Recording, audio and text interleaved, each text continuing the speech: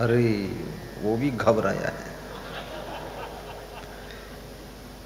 1 रुपया रोज दान करते हैं देवरानी जेठानी दोनों मिलके, और गुरु का ध्यान करते हैं, गुरु का रोज प्रवचन सुनते हैं, तो आज ये 10,000 की राशि भेजा है। देखो मैं बोल रहा था ना, गाड़ी में डीजल डालने भी नहीं रह जाएगा, वो डीजल आया है। दान करना चाहिए। और ये भी है,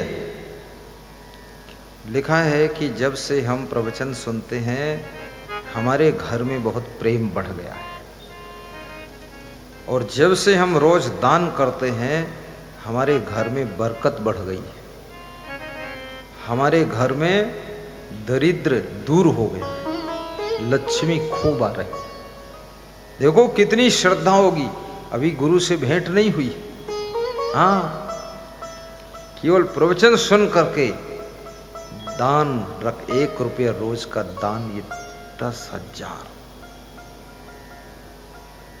बहुत वर्षों से दान कर रहे होंगे। कल मैं देख रहा था बहुत सी माताएं बहनें पुरुष बंधु यहां से दान पात्र लेकर गए।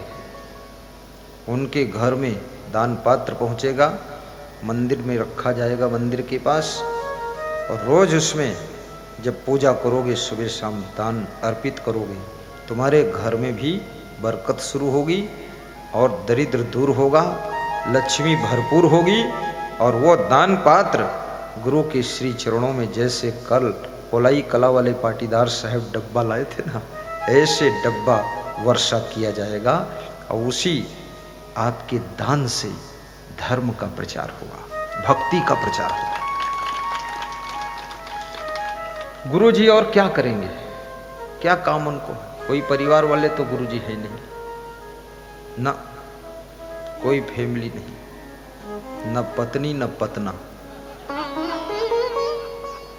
न बेटी न बेटा, न भतीजी न भतीजा, न माँ न बाप। तो बिना माँ बाप के जन्म लिया क्या? माँ बाप से जन्म लिया, लेकिन माँ बाप हमारे बहुत होशियार थे, वो बहुत जल्दी परलोक चले गए। बोले तुम साधु बनकर तपस्या करो, हम परलोक जा रहे हैं। हमने कहा तुम जाओ, वहां हम रास्ता बना देंगे तुम्हारा। हाँ। और मुझे संत बनाने में मेरी मां का सहयोग बहुत है।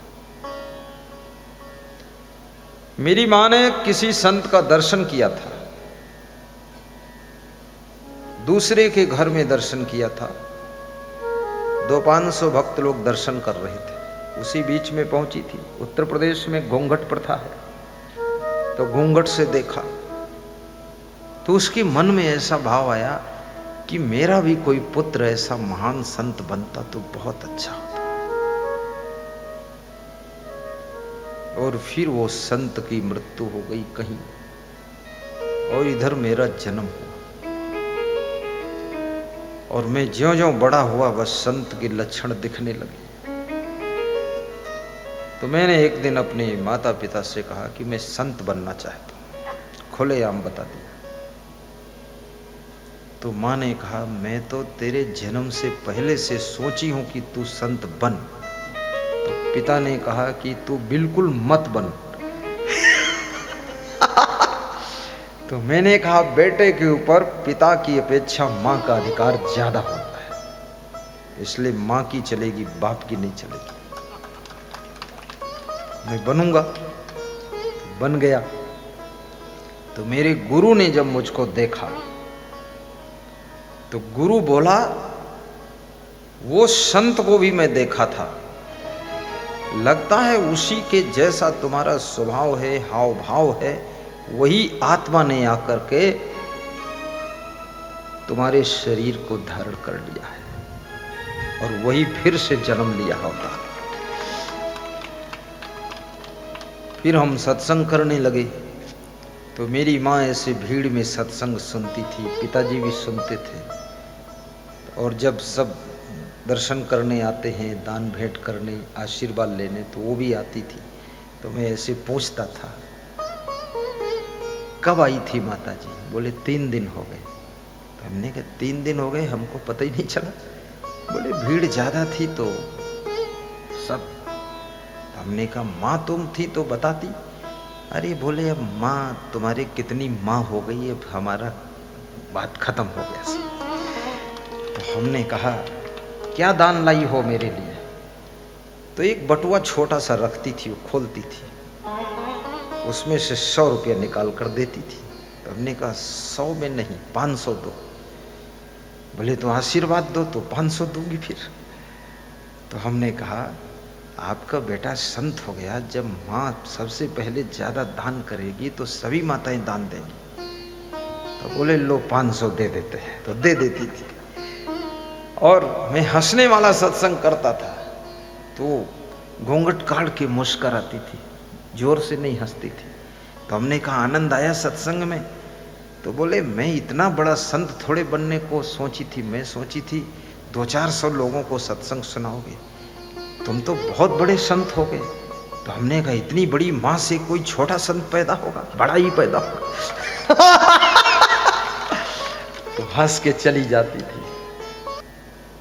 वह माँ बड़भागी है जिसकी संतान भक्ति के मार्ग पर चलती है।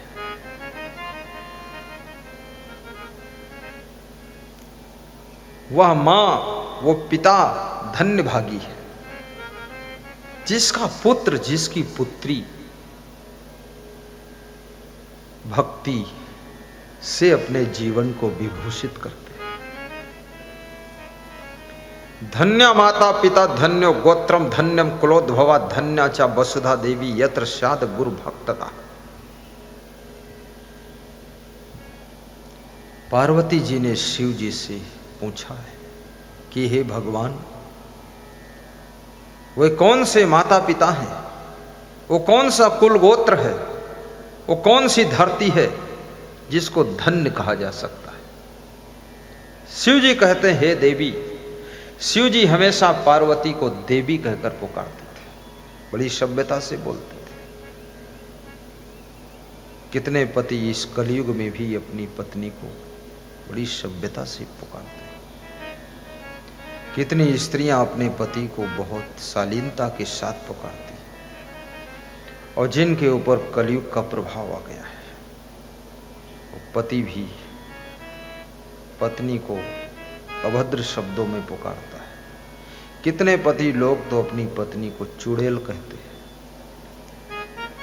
चुड़ैल जानते हो? और पत्नी भी विचित्र है, वो भी कहती यदि मैं चुड़ैल हूं तो तुम मेरे भूत हो। भूत और चुड़ैल की शादी हुई और भूत और चुड़ैल के बीच में माँ बाप पिसे जा रहे हैं, सास ससुर चटनी हुए जा रहे हैं। चुड़ैल नहीं बनना है, न भूत बनना है, देवदूत बनना है, लक्ष्मी बनना है, रंभा बनना है।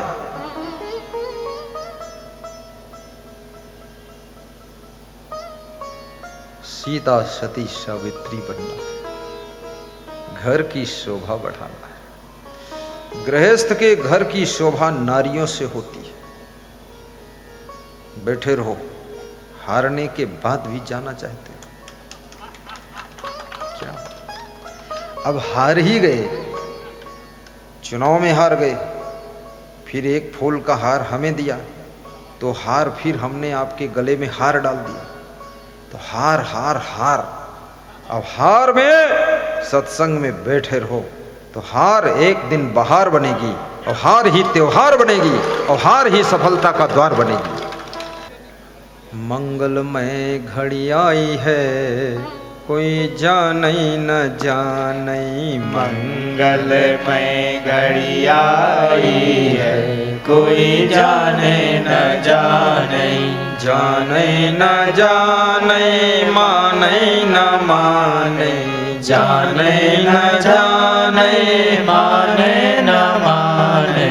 मंगलमय घड़ी आई है कोई जाने न जाने। मंगलमय घड़ी आई है कोई जाने न जाने। ही मनन एक ही चिंतन, एक ही मनन एक ही चिंतन, एक ही छवि मन भाई है, कोई जाने न जाने।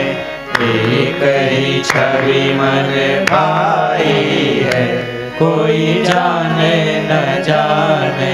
जब मंगलमयी घड़ी आई है, कोई जाने न जाने। मंगलमयी घड़ी आई है, कोई जाने न जाने। व्यास गादी पूछ रही है, इसमें ऐसे कितने श्रोता हैं जो मोबाइल के यूट्यूब में गुरुदेव का प्रवचन सुना है? दोनों हाथ ऊपर उठाकर बताओ। बहुत अच्छा, ऊपर ऊपर ताली बजा दो।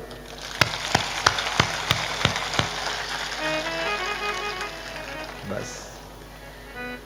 आस्था भजन चैनल में 8:20 पर रात को प्रवचन आता है। क्या किसी ने 8:20 आस्था भजन चैनल में रात को गुरु का प्रवचन देखा है, सुना है? तो हाथ उठाओ। अरे सुन लिया, कमाल है। 8:20 पर आस्था भजन चैनल में टीवी में बड़ी स्क्रीन पर प्रवचन सुनो। साहिब बंदगी बोलो। साहिब बंदगी बोलो। साहिब बंदगी। जय सिया राम बोलो। जय सिया राम। तो मैं सुना रहा था, स्कंद पुराण का श्लोक था। पार्वती जी ने शिव जी से पूछा है कि वो कौन से माता पिता हैं जिनको धन्य कहा जा सकता है, कौन सा कुल गोत्र है जिसे धन्य कहा जा सकता है, कौन सी धरती है जो धन्य कहलाती है? शिव जी कहते हैं, ये देवी पार्वती, वह मां धन्य है, वो पिता धन्य है, वो कुल और गोत्र धन्य है, और वो धरती भी धन्य है। जहां पर यत्र साध गुरु भक्तता, जहां पर गुरु भक्त का जन्म होता है, वो धरती भी धन्य होती है।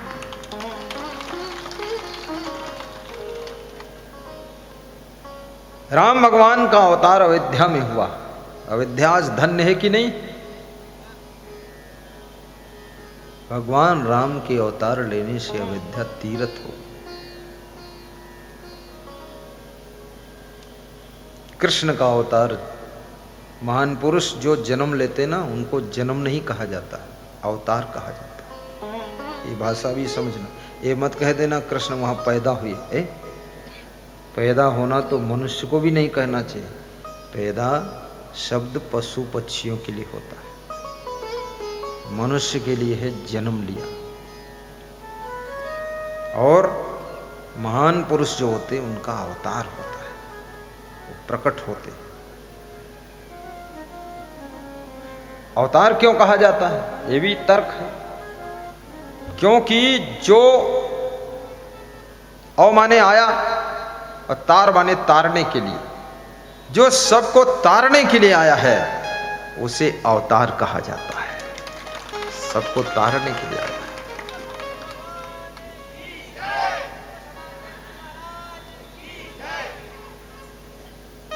जब जब हो ही धर्म की हानि, बाढ़ी असुर अधम अभिमानी। क्यों अवतार होता है? जब धर्म की हानि होती, धर्म घटता है, अधर्म बढ़ने लगता है, तब तब प्रभु धरी मनुज शरीरा, हरहि सकल सज्जन भव पीरा। तब तब प्रभु धरी मनुज शरीरा, हरहि सकल सब जन भव पीरा। तब मनुष्य का शरीर, ये बात ध्यान देना, आपका भी मनुष्य का शरीर है, मेरा भी मनुष्य का शरीर है, दारू पीने वाले का भी मनुष्य का शरीर है, पर वो धर्म की हानि कर रहा है। अत्याचार, अनाचार, दुराचार, भ्रष्टाचार, व्यभिचार, ये सब फैलाने वाले पाप कर रहे हैं, धर्म का नुकसान कर रहे हैं। मनुष्य के शरीर में ही धर्म को हनन करने वाले भी पैदा होते हैं। तो मनुष्य के शरीर को धारण करके कोई दिव्य आत्मा, महान आत्मा, परमात्मा, श्रेष्ठ आत्मा अवतार लेती है। अवतार लेकर के जो धर्म का पतन हो रहा है उसको रोक करके धर्म का उत्थान प्रारंभ करती है। मनुष्य के रूप में ही आत्मा आती है। कभी साधु के रूप में परशुराम भगवान आए थे, वो साधु थे, महात्मा थे, ब्रह्मचारी थे, और डंका बजाकर परशुराम कहते थे बाल ब्रह्मचारी हो। सबकी हिम्मत नहीं पड़ेगी कि बाल ब्रह्मचारी हो, क्योंकि कुछ दिन बवाल करने के बाद ब्रह्मचारी लोग बनते। बाल ब्रह्मचारी होना आसान थोड़े। परिचय जब देते थे परशुराम अपना, तो कहते थे बाल ब्रह्मचारी अति कोही। मैं बाल ब्रह्मचारी हूं लेकिन बहुत क्रोधी आदमी हूं। पहले से बता देते थे, विश्व विदित क्षत्रिय कुलद्रोही, विश्व जानता है मुझको। परशुराम को क्रोध ज्यादा पता, इसलिए परशुराम में क्रोध का एक अवगुण था, ब्रह्मचर्य का बहुत बड़ा गुण था। तो भगवान तो माना गया, लेकिन राम के समान परशुराम की पूजा समाज में नहीं हुई।